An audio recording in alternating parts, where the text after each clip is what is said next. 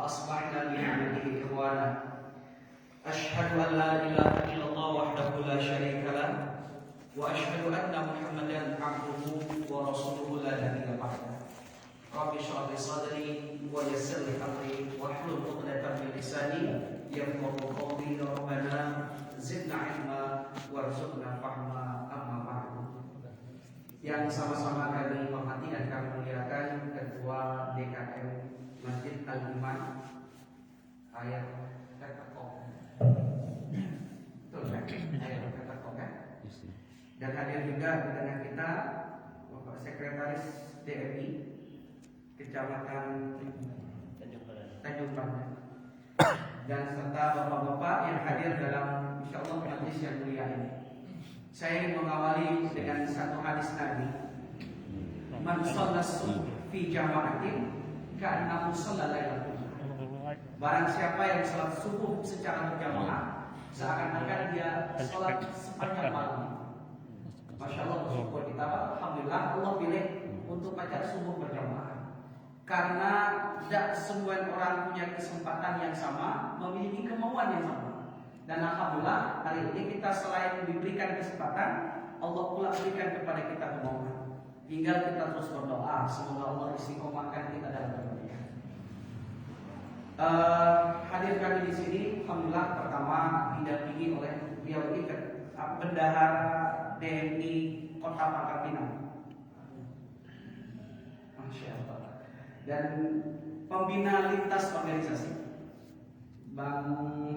Abang kami Bang Yudi, dan kemudian juga bersama tim dari BNI Baitul Mal Muzalah Indonesia yang malam tadi sudah sedikit disampaikan.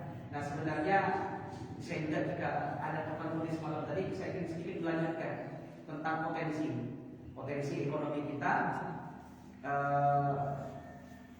apa yang harus kita lakukan. Nah untuk mukadimahnya saya ingin menyampaikan suatu hal dulu yang akhirnya saya akan menyampaikan.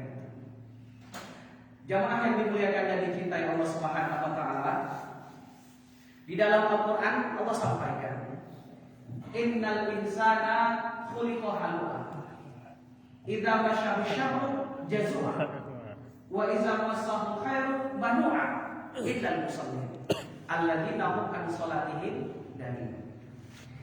Sesungguhnya manusia itu Allah ciptakan penuh dengan keluh kesah. Ini Al-Quran menyampaikan karakter manusia. Idza masyahu syarru jazua, kalau dapat musibah seakan-akan dialah yang paling susah.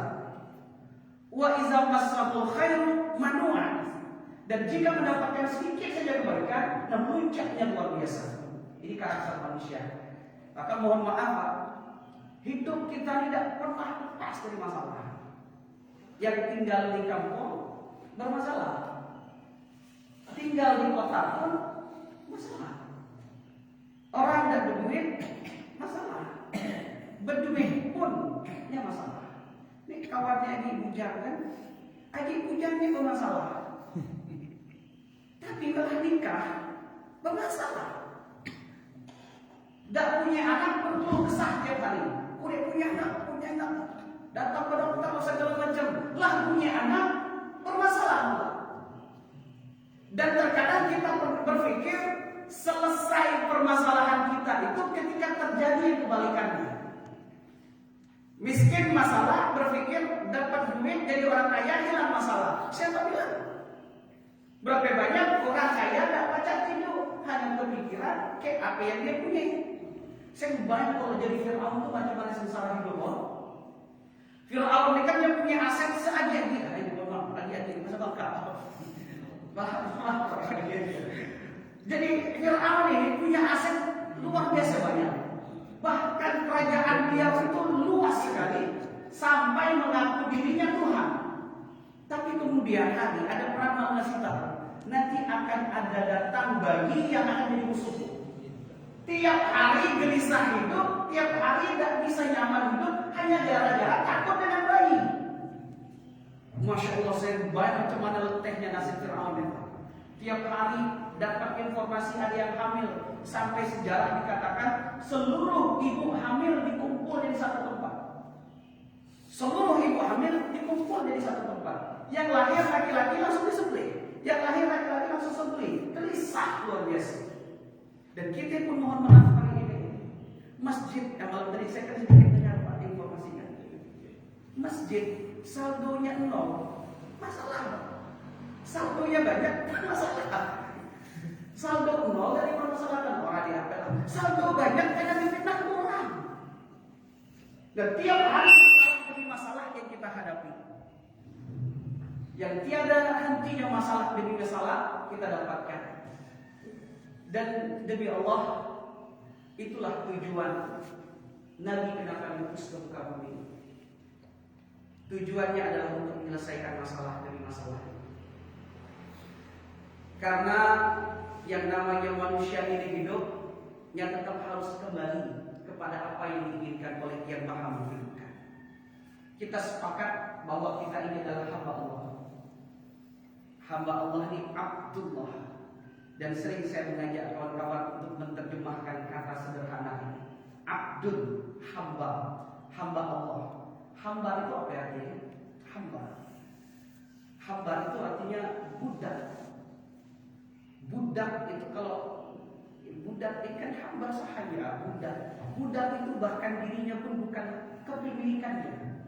Kalau dulu di Arab kan banyak budak, perbudakan. Budak itu bahkan tubuhnya sendiri bukan aset punyanya. Aset tubuhnya itu adalah kepemilikan tuannya, yang namanya budak. Nah, kita mengaku diri sebagai hamba Allah, mengaku diri sebagai budak Allah, persuruh Allah, maka wajib sebenarnya kita ini tidak punya hajat kecuali apa yang diinginkan Allah Subhanahu wa Ta'ala. Jangankan budak, Pak, mohon maaf, pembantu yang kebantu di rumah kita, tidak boleh punya hajat lebih daripada apa yang kita inginkan. Bapak kebayang, Bapak cari pembantu, ngatur di rumah Bapak. Bapak bayar 2,5 juta per bulan atau 3 juta per bulan. Sampai ke rumah, ngatur rumah kita. Kita keluaran, Bapak makan siang jam 3 bayi, karena aku nak masak jam 3. Kalau Bapak bagian ngepel, Ibu bagian cuci piring. Pembantu, ngatur kita. Kita pecat jadi pembantu. Yang hari ini kita ngaku sebagai budak Allah, hamba Allah, tapi kita ngatur Allah Subhanahu wa Ta'ala. Berkata ya Allah, kok nih beri yang terbaik, tapi bukan tulang. Jadi Allah kita takkan, Allah yang kita atur. Dan saya pastikan barang siapa yang punya hajat keinginan yang tak sejalan dengan apa yang Allah inginkan akan hancur.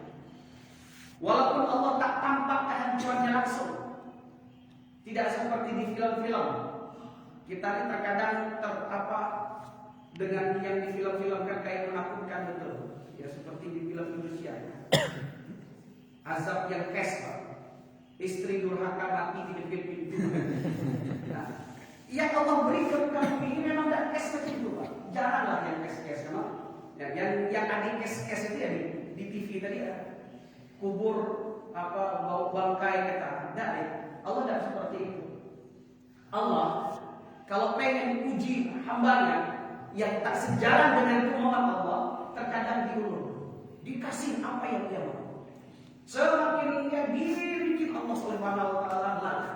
Ya, saya memberikan ilustrasi seperti ini. Ilustrasi cerita antara ikan dan kodok.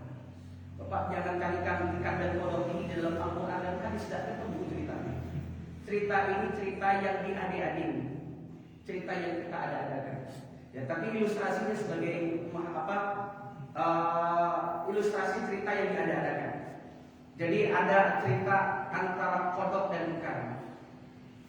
Kodok menyampaikan kepada ikan begini. Kan ikan nanti akan ada orang yang bernama Bang Yadi. Bang Yadi nanti dia akan membawa pancing. Dan di ujung pancingnya nanti dikasih cacing. Ikan, jangan kau makan cacing itu. Seandainya kau makan cacing itu, nanti kau akan diangkat. Bang Yadi di atas sudah siap membawa pentungan. Akhirnya kodok pergi. Setelah kodok pergi, ikan datang. Dan ketika ikan datang, melihat memang cacing itu, langsung berputar-putar. Kemudian ikan ngomong, apa ini ya cacing yang disebut oleh kodok ya? Diputar-putar lagi, betul lah, kelihatannya ini cacing yang dibilang oleh kodok. tapi ikannya lihat ke atas. Nggak ada tuh Bang Yani. Nggak kelihatan juga pentungannya. Oh, dasar kodok nggak suka saya makan cacing itu, kata ikan tadi. Dasar saja kodok iri, ketika lihat saya makan cacing dia nggak suka karena dia nggak suka makan cacing. Akhirnya dengan kesombongan ikan tadi dimakanlah ini cacing. Ketika cacing dimakan, anjingnya Bang Yani bergetar, langsung diangkat ke atas. Pas sampai ke atas dia melihat ada Bang Yani bawa pentungan, baru dia percaya. Sampai ke atas dipertopak. Makanya saya sering sampaikan, Bapak kalau lihat ikan dimasak jangan mata yang celak, terkejut deh. Dah percaya kan kodok tadi. Maka kalau Bapak dari ikan kan, mau imam mau dah ikan yang kejut, mata yang celak, dia terkejut. Dah percaya yang disampaikan kodok. Nah mohon maaf, saya ingin sampaikan hari ini pun begitu. Berapa banyak Ustaz menyampaikan di atas mimbar ini, menyampaikan dalam tausiah-tausiah tentang peringatan hari akhir. Ada surga, ada neraka, ada malaikat pencabut nyawa, semua yang disebut. Malaikat bukan lagi dalam kubur, tapi kita ngomong, berkali-kali Ustaz ke kubur Ustaz. Dia ketika bukan lagi, dasarnya Ustaz yang boleh. Ya siap-siap kita mencahat kata kita. Lah datang muka nakir kepada kita. Dan mohon maaf, peringatan di dalam Al-Quran disampaikan kepada kita. Dalam surah Al-Mutaffifin disampaikan, wa idza tutla 'alaihim ayatuna qala asatirul awwalin. Dan jika disampaikan kepada mereka peringatan-peringatan tentang hari kiamat, semangat tiga tadi.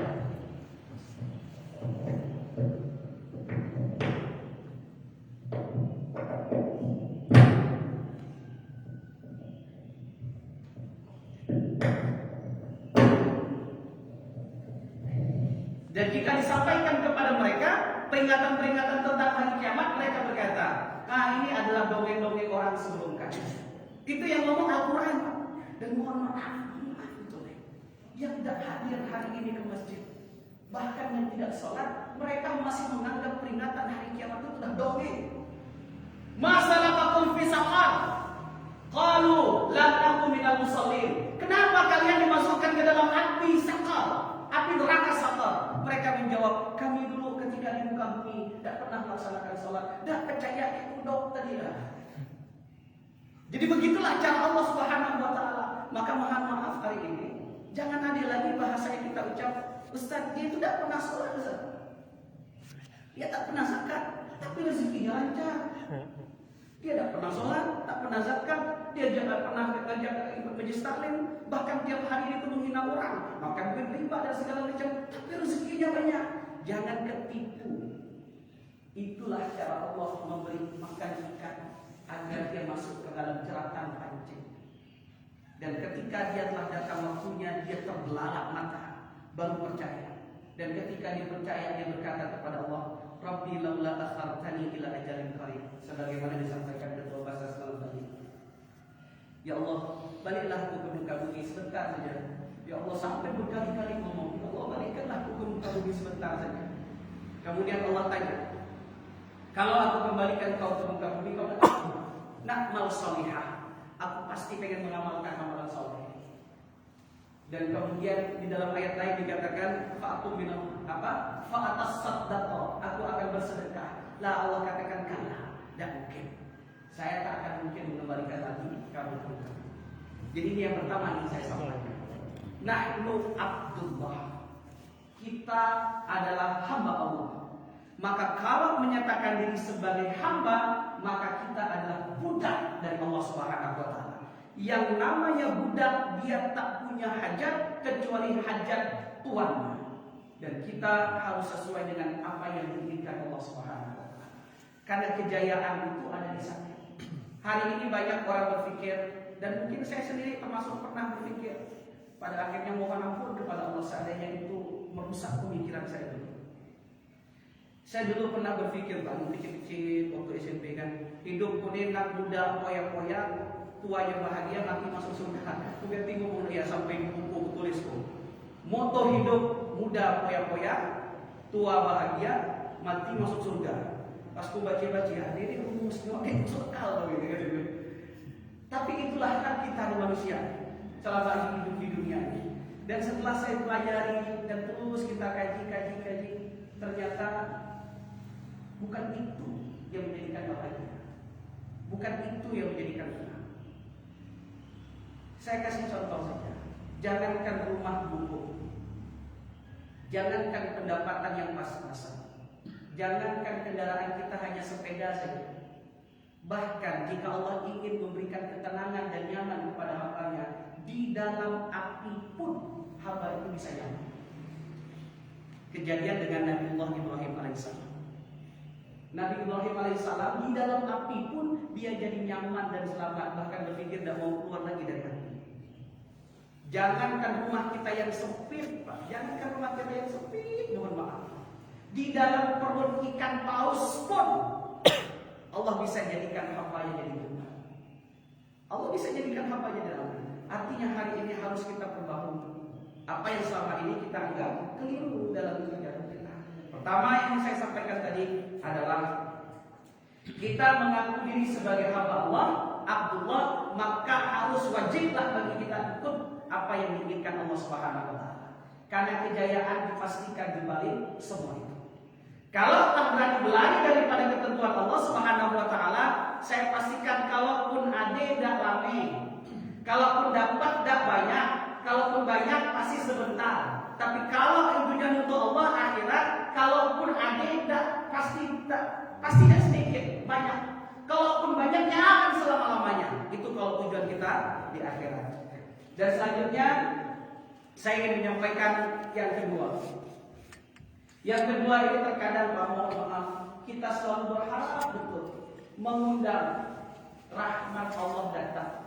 Kita selalu ngomongkan kenapa negara kita ini macam ini terus tingkat kemiskinan tiap hari semakin naik. Kemudian pengangguran semakin banyak, pekerjaan semakin tipis.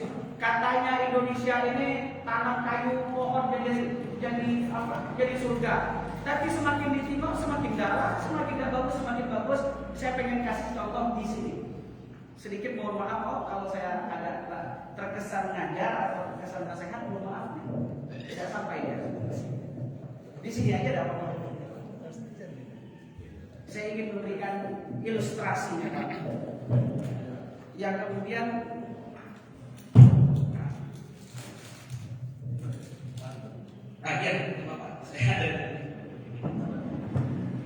jadi muhasabah kita pada akhirnya, kenapa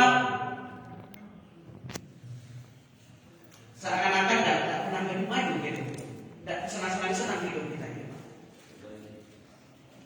Kita harus sepakat dulu bahwa Allah Subhanahu wa taala yang maha memberi rezeki, bahwa Allah yang maha kaya yang mengatur segala sesuatu. Macam mana kita pengen mengundang rahmatnya ketika yang maha kaya, yang maha mengatur rezeki kalau kita tinggalkan. Saya kasih contoh. Saya bersyukur alhamdulillah ada hikmah di balik kejadian COVID-19. Di antaranya tanggal 31 Desember.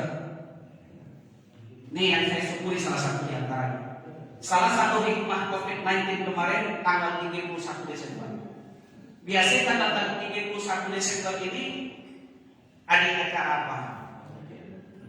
Kalau malam itu, ya, orang ramai-ramai menghitung dari angka 10 sampai ke 1.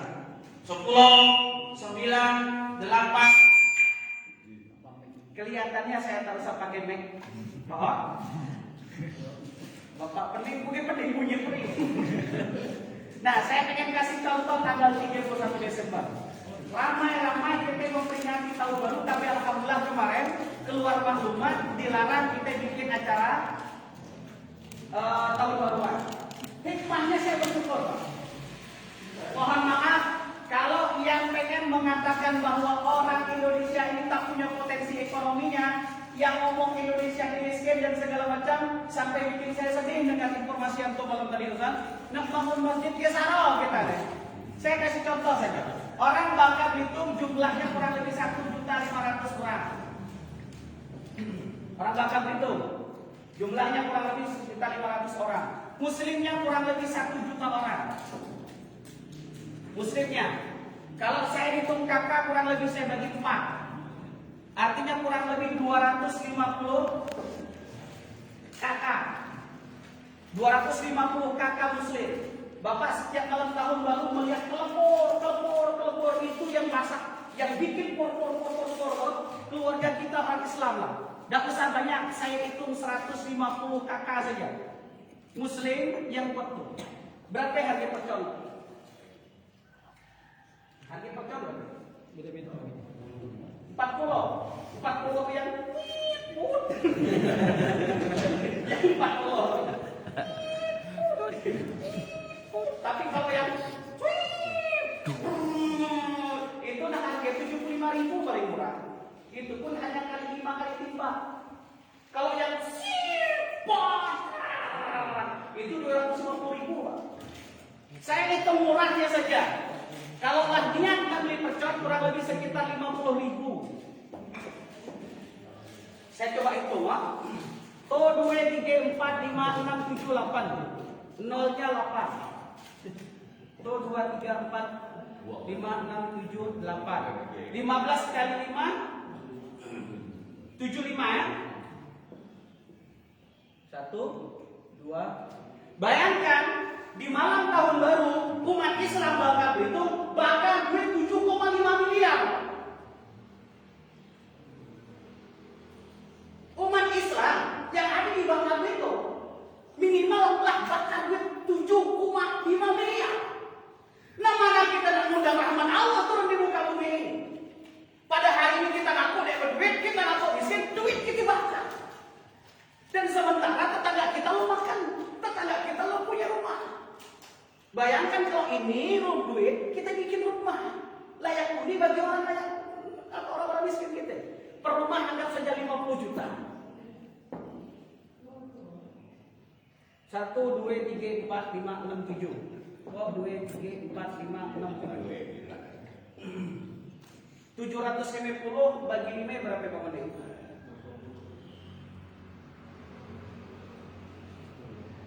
750. 150. Hah? 150. Kita dari duit itu lah pacak membangun 150 rumah untuk orang Islam. Mohon maaf, kita tertawa-tawa, bahagia-bahagia, ternyata kebahagiaan kita mendatangkan murka Allah Subhanahu wa taala. Apa tidak sedih ketika kita mendengar Pak Sekretaris DNI ngomong masjid belum selesai apa, padahal duitnya sedikit banyak kita bakar. Inilah yang terjadi pada umat kita hari ini. Jadi umat kita ini cak-cak hidup Pak, bahasa saya Pak. Jadi beda antara orang membangunkan orang yang sedang tidur dengan orang membangunkan yang tidur beneran. Kalau orang yang belum tahu Islam, orang yang belum tahu agama, seperti orang sedang tidur yang kita bangunkan. Bang, bangun bang. Jadi ketika dia bangun, dia bangun. Yang belum tahu Islam, tahu kasih tahu tentang Al-Quran, hadis segala macam, mungkin dia langsung terbangun dapat hidayah. Yang kita ini hari ini kawan-kawan, saudara-saudara kita, lah sama-sama Islam. Jadi ketika kita ingatkan lagi tentang agama, kurang lebih seperti membangunkan orang yang kurang tidur. Bang, bangun bang. Ya Bapak, pulang pernah juga ya, bagaimana saya lagi pura-pura tidur di bawah kurang. Digoyang-goyang, tetap sulit. Dan hari ini kita mengingatkan umat Islam ini bagaikan membangunkan orang yang sedang pura-pura tidur. Jadi butuh 2 kali kerja. Nak bisa tolong bangun. Lagi, ayo ke masjid kau. Apalah untung saya ke masjid, karena mereka sedang pura-pura tidur. Ya. Nah, hari ini saya ingin coba kasih gambaran tentang potensinya.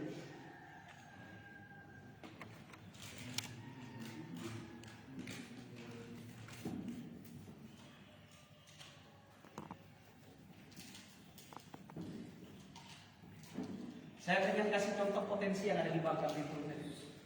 Ini tolong dijawab Pak ya, mohon maaf. Gaji kita 3 juta per bulan. Kita punya gaji. Saya mau ini kayak itu saya jadi kesannya. Tidak apa-apa saya ngomong begini maaf. Ya, biar pacak disampaikan ke yang lain. Kita punya gaji 3 juta per bulan. Saya pengen kasih contoh kepada yang belum kerja dulu. Saya lupa nama tadi apa? Dani. Hah? Dani. Lo bekerja kan? Kalau nanti bekerja dapat gaji 3 juta per bulan, sedekah 100.000 per bulan berapa? Enggak. Gajinya 3 juta per bulan, sedekah 100.000 berapa? Enggak. Abang berapa? Enggak. Abang? Enggak. Mohon maaf saya kepada yang sudah ada. Abang berapa? Gaji 3 juta per bulan. Bapak izin Pak? Gaji 3 juta per bulan, sedekah 100.000 berapa? Berat? Berat kali berapa? Jadi benar-benar jadi apa nih Ustaz itu? Berat nggak sedekah 100.000 digaji kita 3 juta? Dah kan? Saya ingin bicara potensi. Berapa banyak orang Bangka Belitung yang punya gaji 3 juta per bulan yang umat Islam? Kurang lebih sekitar 300.000 sampai 500.000 jiwa. Orang Islam Bangka Belitung yang punya pendapatan 3 juta per bulan, kurang lebih 300.000 sampai 500.000 jiwa. Tidak usah banyak, kita ambil 300.000 benar. 100.000 tadi. Nah, 100.000 ini kan 100.000 tadi 3 juta tadi ya, dikali 300 jiwa yang punya pendapatan di atas. Ini yang bukan muslim, kita ambil ini kawan-kawan kita muslim baik. Saya kira yang di masjid ini sudah bekerja pun kira-kira kalau lebih segini lah ini ya kan. 300.000 kakak. Kita hitung benar. Kok 2, 3, 4, 5, 6, 7, 8, 9, 10. Tuh 2, 3, 4, 5, 6, 7, 8, 9, 10. 3. Bapak bayangkan 100.000 per orang kita. Bahkan sudah mampu mengumpulkan dana 30 miliar per bulan. Gaji 3 juta mohon maaf berat tak dikeluarkan? 100.000? Ya. Kalau orang di Bangka Belitung yang muslimah berpikir sehat seperti kita di sini, dari 3 juta sedekah 100.000, terlepas apa namanya zakat, infak sudah belum, keluarkanlah dulu 100.000, kita telah terkumpul 30 miliar. Berapa banyak yang orang miskin di Bangka Belitung nih? Sekitar berapa bang? 10.000? Tidak sampai ya? Sampai dah 10.000? Saya kira tidak sampai 10.000. Di Belitung ini kurang lebih sekitar 1.000 orang pun tidak sampai saya kira yang miskin. Tapi kita paksa 10.000 orang. Di Bangka Belitung ada 10.000 orang miskin. Per bulan kita kasih duit 2 juta. 2 juta dikali 10.000 totalnya baru 20 miliar. Agak ada sisa duit tuh. Ada di 10 miliar tabungan tiap bulan.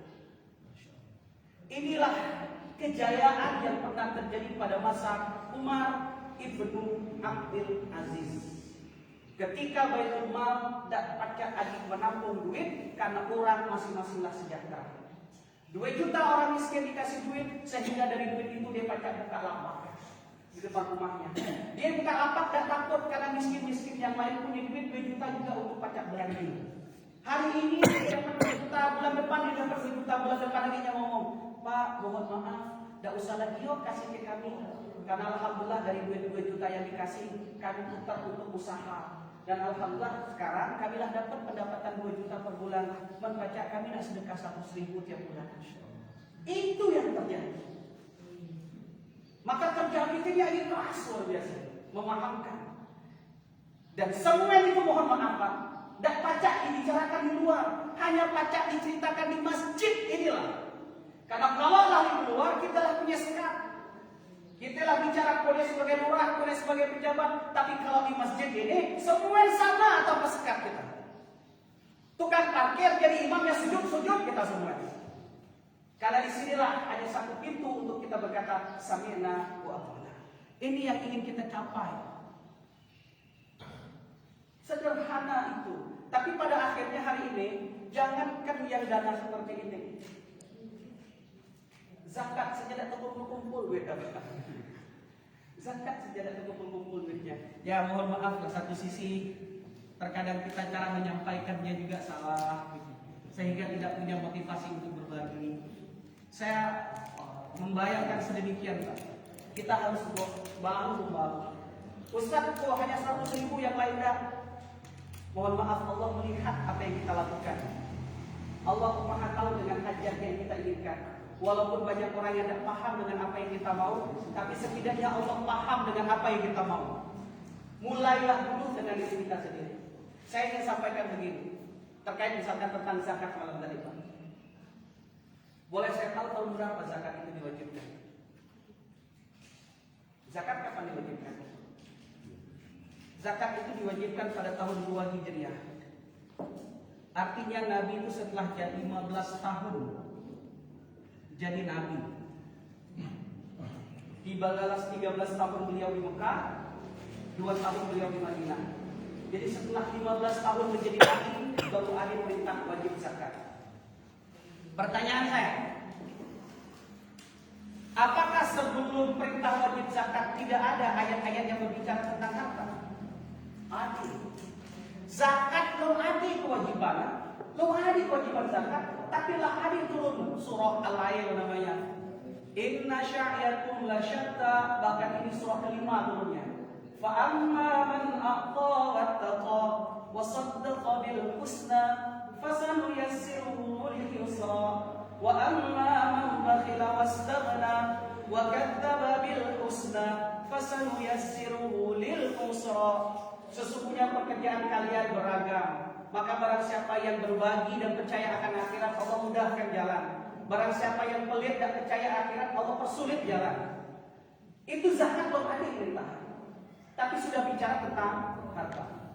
Zakat belum ada perintahnya, tapi ada lagi ayat wa fi amwalikum haqqul lisaili wal ma'lum. Sesungguhnya di harta kalian ada hak orang yang meminta-minta dan ada hak orang yang tidak meminta-minta. Zakat belum ada perintah, tapi sudah ditanamkan pemahaman itu. Oh, bahwa di dalam harta ini ada hak orang. Zakat belum ada perintah, ada ayat yang turun. Masalul ladzina yunfiquna amwalahum fi sabilillah kamasali habbatin ambatat sab'a sanabil. Sampai akhir ayat. Perumpamaan mereka yang mengeluarkan hartanya di jalan Allah, maka hartanya nanti akan berlipat ganda menjadi 7 akan tumbuh menjadi 100, bahkan lebih banyak daripada itu. Dan ketika Rasulullah kasih tahu sedemikian bahwa Allah ganti yang lebih bagus di balik harta pada hak orang lain, mereka tidak berpikir lagi hitung-hitungan. Mereka paham bahwa di balik apapun yang saya serahkan, Allah ganti yang lebih baik. Maka kita muncul dapat sejarah, muncullah sahabat-sahabat Nabi seperti Abu Bakar. Abu Bakar datang kepada Nabi, wahai Rasul, inilah seluruh harta yang kupunyai. Mohon maaf 100%, Pak. Pernah dengar sejarahnya? Beliau menyerahkan harta 100%. Abu Bakar tidak masuk akal. Dan ketika ditanya Nabi kan, mata roktali li'ailatak, wahai Abu Bakar, apa yang kau tinggalkan untuk keluargamu? Taratullah wa rasulah. Saya cukup tinggalkan Allah dan Nabi-Nya untuk keluarga. Masya Allah. Itu dapat di akhirnya. Maka tak takut. Nih duit Allah kok. Yang ngatur rezeki ini Allah. Duit yang pegangnya Allah yang ngatur. Masa aku keluarkan duit Allah tak bakal ganti dengan yang lebih baik. Keyakinan itu kita yang sudah hilang hari ini. Terkadang orang bahkan mohon maaf, bayar zakat jelas merasa paling hebat. Padahal bayar zakat itu belum apa-apa. Karena bayar zakat memang duit murah yang ada pada dirinya. Zakat itu kan bukan duit dia. Duit dia itu yang sudah selesai zakat. Ustaz, alhamdulillah lah bayar zakat tiap bulan. Nak minta puji maksudnya kan? Untuk apa aku puji? Memang duit murah ini. Itu zakat memang duit orang yang ada pada dirimu. Tidak perlu saya puji. Tapi Ustaz, alhamdulillah zakatnya sekian, dan kemudian saya tambah lagi 1 juta dari duit pribadi. Itu yang Allah puji. Karena ada korban di balik harta. Nah, jadi kenapa hari ini mohon maaf kita terkadang hitung-hitungan dengan hitungan zakat. Mohon maaf sampai jam berapa? Lanjut. Ya, intinya kenapa kita terkadang hitung-hitungan dengan kata, kita mohon maaf, pendekatannya terlalu kajian fikih, Pak. Zakatnya kita terlalu dekat dengan kajian fikih. Yang namanya fikih ini terkadang ngajak utang untuk hitung-hitungan. Sahabat dulu tidak pernah dikedepankan pemahaman kajian fikih dulu. Tapi para sahabat dahulu ditanamkan dulu kajian akidahnya, mantap. Bukan fikihnya. Saya kasih contoh kalau pendekatan kajian fikih. Fikih saya pengen kasih contoh yang gampang saja. Sholat rawatib. Contohnya pelajaran fikih tentang sholat rawatib. Tidak salah belajarnya. Rawatib. Bagaimana cara kita belajar sholat rawatib? Rawatib akhirnya kita artinya. Apa arti sholat rawatib? Sholat rawatib adalah sholat sunnah yang mengikuti sholat wajib. Kan begitu cara belajar kita kan? Kemudian kita masuk kedua hukum. Hukumnya adalah sunnah. Kita nulis hukumnya sunnah. Akhirnya kita menerjemahkan sunnah ini. Apa arti sunnah? Dikerjakan dapat pahala, ditinggalkan tidak apa-apa. Maaf. Sunnah dikerjakan dapat pahala, ditinggalkan tidak apa-apa. Dikerjakan dapat pahala, ditinggalkan tidak apa-apa. Jadi setelah sholat maghribnya langsung keluar kita panggil. Bung, kenapa kau tadi tidak sholat ba'diyah maghrib? Kan sunnah, kan tidak apa-apa. Terkesan punya pilihan bagi kita. Sholat jadi, tidak sholat jadi. Tidak kita masuk ke dalam hal kenapa harus ada sholat sunnah ini? Oh, karena Allah tahu kita terlalu banyak maksiat. Karena Allah tahu bahwasanya sholat kita belum sempurna. Kita tidak tahu ibadah kita yang mana yang diterima Allah, sehingga ditambah lagi dengan ibadah-ibadah yang lain. Sehingga kita butuh dengan itu. Dan lagi kita bicara sunnah dan sunnah. Ku butuh nih dengan amalan sunnah ba'diyah nih. Karena aku udah tahu amal mana yang saya diterima Allah Subhanahu wa taala, maka kalau saya lewatkan, saya termasuk orang yang sangat menyesal dan rugi. Dan begitu juga dengan zakat. Saya ingat betul Pak, nanti kembali lagi kepada 3 juta tadi ya. Nah, saya coba. Mohon maaf hapus, tulis saja. Tidak lama lagi lah Pak, sabar. Nah, saya kasih contoh. Tadi itu mohon maaf di awal sepakat. Tadi itu 3 juta. Gampang, insya Allah 100%. Nah, malam tadi Pak Ketua Basnas memberikan gambaran kepada kita tentang angka zakat. 85 gram dikali 750 ribu. 790 ya. Baik. Kita biar ambil angka yang gampang dihitung di bawah. Kan ini contoh ya. Nanti silakan update. Anggap saja kita kali 750 ribu saja.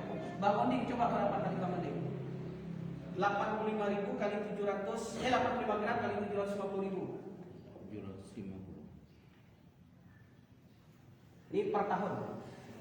63 750. 63 750. 750. Coba Bang Ondi bagi 12 Bang Ondi. Per bulan 5.312.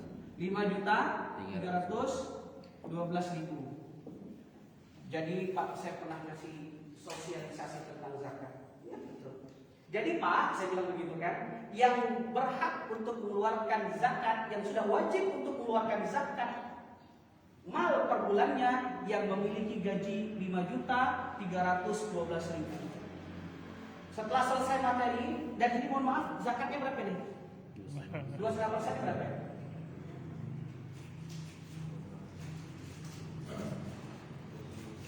212. Masa sampai 200? Tidak sampai 230. 130 lah kurang lebih. Kurang lebih 130. Pak, mohon maaf, setelah saya sampaikan semua materi ini, semua ini kemudian masuk sesi tanya jawab. Masuk sesi tanya jawab kemudian. Baik, silakan selanjutnya kita masuk sesi tanya jawab. Jamaah itu mayoritas bertanya ini. Ustaz, mohon maaf, mau tanya 5.312.000 itu gaji kotor atau gaji bersih, Ustaz? Nah, itu pertanyaan. Kalau saya jawab gaji kotor, Oke, oh jadi kotor salam. Yang kedua silakan ada yang bertanya. Ustaz, mohon maaf Ustaz, kalau kita punya hutang masuk hutang ya Ustaz. Karena ada cicil motor, ada cicil mobil, ada cicil yang lainnya. Ada cicil Tupperware. Padahal kita sudah kontrak di awal. Kontrak di awal tadi adalah kalau saya punya gaji 3 juta per bulan, saya dengan mudah akan sedekah 100.000 per bulan. Yang sekali dia dapat gaji 5 juta per bulan, dia dapat gaji 5 juta per bulan, pertanyaan, Ustaz, gaji kotor atau gaji bersih Ustaz? Pertanyaan kedua, Ustaz masuk ke hutang piutang, ya Allah. Inilah umat kita hari ini, yang pincok ya Allah. Allah pun diajak gitu kan. Ya maaf yang saya sampaikan ini Pak ya. Inilah yang terjadi pada umat kita hari ini. Seakan-akan kehilangan. Mohon maaf, apalah arti 130.000? Kalau kami di Pangkal Pinang, di Karamayana, di tengah jalan lah habis ini Pak. 130.000. Yang 130.000 ini bukan duit kita. Ini adalah duit orang yang Allah titip kepada kita. Kalau pengen dapat nilai lebih, tambahkan. Berapa saya tambah? Apakah saya tambah 100.000 dan segala macam? Saya tambahkan 200.000. Bagaimana kita pengen bicara potensi ekonomi umat tadi ketika yang seperti ini? Yang paling parahnya ini, mohon maaf, ini yang paling parah. Yang ketiga, langsung ada di dalam hati terbesit. Oh, artinya selama ini belum layak untuk keluarkan duit. Itu yang terakhir. Karena gaji bukan 3,5 juta rupiah. Mereka yang nak keluar tiap bulan gaji 5,3 juta. Hatiku nih belum layak sekedar keluarkan duit. Ya Allah. Ya mohon maaf ini yang terjadi.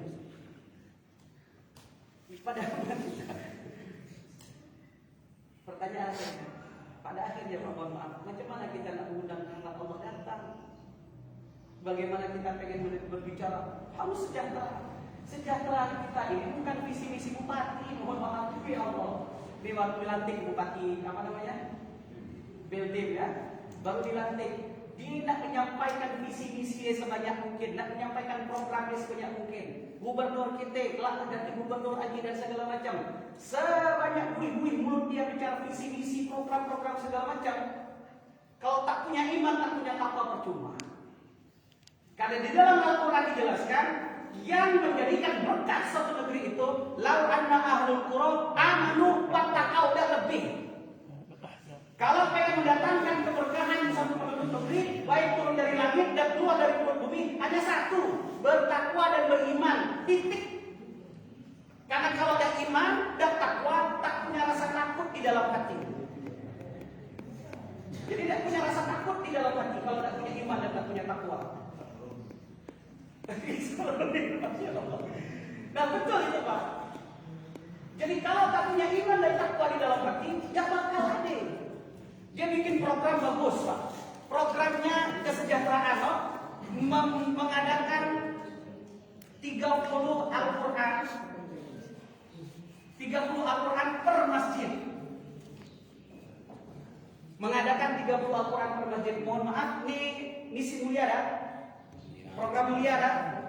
Program mulia sekali. Program mulia sekali. Nanti kalau saya menjadi bupati, saya akan bikin masjid, setiap masjid dapat 30 Al-Quran. Tapi kalau tidak punya iman dan takwa, ada Al-Quran. Budget ada tulis 250.000 per Quran. Beli paling hanya 130.000. Kenapa? Tidak punya iman, tidak punya takwa. Macam mana Allah nak datangkan berkah? Karena bikin program yang bikin Allah murka.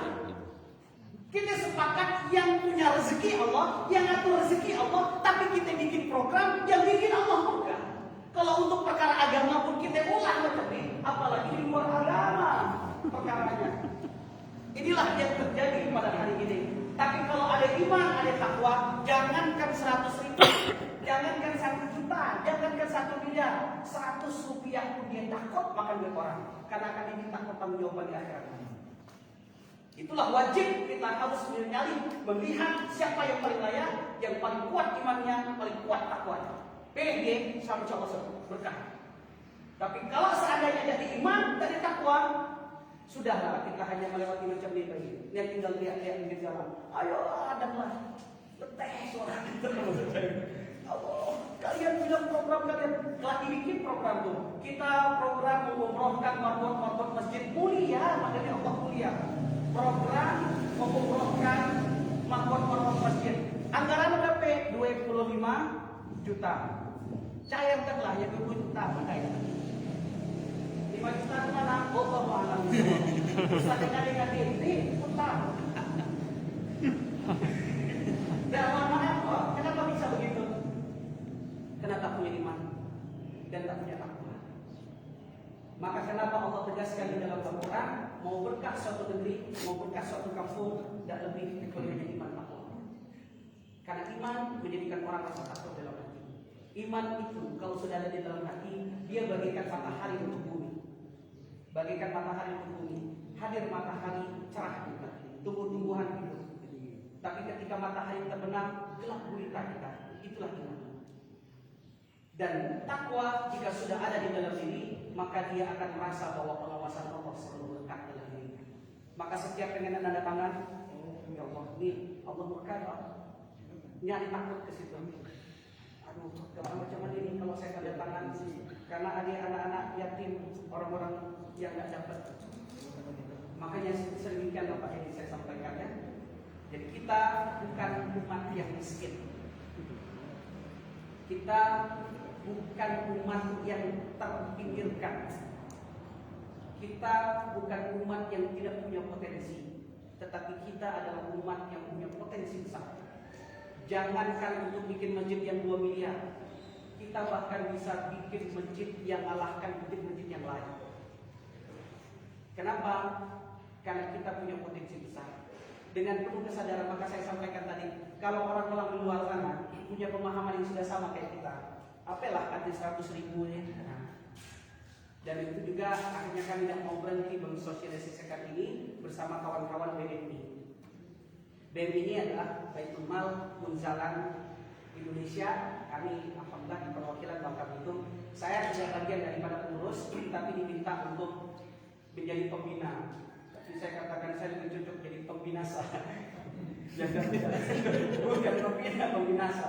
Asal tak lurus kau terabas. Asal tak benar tak amanah, kau hantam. Ikat titipan amanah, tapi alhamdulillah saya melihat betul bagaimana rekan-rekan ini mereka bertanggung jawab, tercatat, karena duit yang tidak tercatat berdampak kita berjarak. Duit bersama yang tidak tercatat saya pastikan akan berdampak kita berjarak. Tapi duit umat, duit bersama yang tercatat akan menjadikan kita berjarak. Kalau tidak ada tercatat saya pastikan akan berjarak. Maka wajarlah malam tadi Pak Ketua bertanya, saya usulkan tolong diumumkan catatan, karena memang tidak ada catatan berdampak kita berjarak. Setan akan masuk ke dalam hati-hati kita untuk mengusir. Tapi kalau sudah tercatat semua, insya Allah itu yang menjadi kita terkuat. Kami kawan-kawan BMI ini programnya hari ini fokus pertama dengan gerakan infak berasnya, yang target kita 70 ton untuk wilayah Bangka Belitung. 70 ton. Kalau di Belitung sudah berapa disalurkan tiap bulan? Di Belitung alhamdulillah 2 ton, rata-rata 2 ton lebih lah. 2 ton. Targetnya berapa? Tercapai seluruh santri? Targetnya 5 ton. 5 ton ya? Artinya masih PR 3 ton. Mohon doa dan mohon support dan dukungannya. 70 ton sekarang kita baru terakomodir 16 ton. Jadi kita masih punya PR sekitar berapa ton ya? 54 ton. Bagi kami tak mustahil. Saya bilang mustahil 70 ton. Ketika saya katakan mustahil, saya sudah memiskinkan Allah Subhanahu wa taala. Karena yang menghantarkan Bapak bersedekah itu bukan kami, tapi Allah yang menggerakkan hati. Kalau kami berpikir tercapai 70 ton, 16 ton adalah prestasi kami sudah zalim dan kami sudah menganggap diri kami seperti Tuhan. Tapi kami hanya berdoa semoga ada orang-orang baik yang memberikan kepada santri-santri penghafal Quran, kepada anak-anak yatim, kepada fisabilillah untuk terus menyiarkan dakwah ini. Prinsip kami sederhana. Hari ini sudah tua, tidak punya duit, dan kemudian tidak punya upaya lagi untuk menghafal Quran. Kami tidak punya lagi semangat untuk menghafal Quran yang setebal itu. yang paling pacak ngafal. Ya terkadang ngafal anak hari ini hafal besok pun lupa. Nggak ngafal Yasin padahal tiap malam Kamis kita baca Yasin. Dia tak hafal. Sementara orang yang di hari kiamat kelak akan mendapatkan syafaat dari Al-Quran. Karena saya sudah sulit untuk menghafal Quran, ya minimal saya ada wasilah perjuangan saya, minimal dari 25.000 per bulan, yang mana dari uang itu kemudian dijadikan beras untuk dimakankan santri menghafal Quran. Dia dapat menghafal Quran karena dapat semangat, dapat kekuatan fisiknya. Untuk mendapatkan kekuatan fisiknya, dia harus makan, dan alhamdulillah berasnya kita yang menjadi wasilah. Apa nggak menjadi catatan nanti di akhirat? Oh masya Allah kata Al-Quran. Jangan salah nak, kata Allah kan. Nah, kau bisa menghafal Quran itu karena kau punya tenaga, kau punya kekuatan, dan kekuatan yang kau dapatkan karena ada rezeki yang saya titip, dan itu wasilahnya hamba ini. Dia yang sudah mengeluarkan 50.000 per bulan, 25.000 per bulan untuk bergabung dengan sama gerakan, dan kemudian kau jadi semangat. Kau harus ajak bapak itu dahulu masuk surga bersamamu. Itu yang kami harap.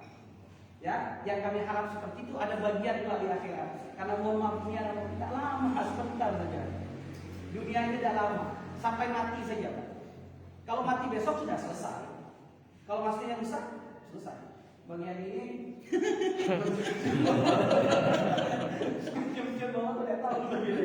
nah artinya kalau besok sudah kita meninggal selesai, tinggal bertanggung jawab. Inilah yang saya sampaikan. Mohon maaf Bapak kalau ada yang salah dari paparan materi yang saya sampaikan. Kita tidak usah buka sesi tanya jawab dalam. Cukuplah karena memang acaranya kan manusia, kan kajian sesi tanya jawab. Semoga ada manfaatnya. Mohon doa semoga kawan-kawan istiqomahkan. Ya, mereka juga hari ini sudah mau fokus kepada program yang lain. Program contohnya hadiah untuk muslimah. Mungkin Bapak belum kebayang apa maksud hadiah untuk muslimah ini. Hadiah untuk muslimah itu terinisiasi ketika beberapa kawan kita turun ke pesantren. Pernah suatu hari mereka datang ke pondok pesantren Putri, dan mereka melihat ada jemuran pembalut di jemuran itu, Pak. Pembalut yang sudah dicuci ditaruh di jemuran. Pembalut sudah dipakai dicuci ditaruh di jemuran. Dan setelah dicek-cek ternyata santriwati itu tidak punya duit untuk membeli pembalut.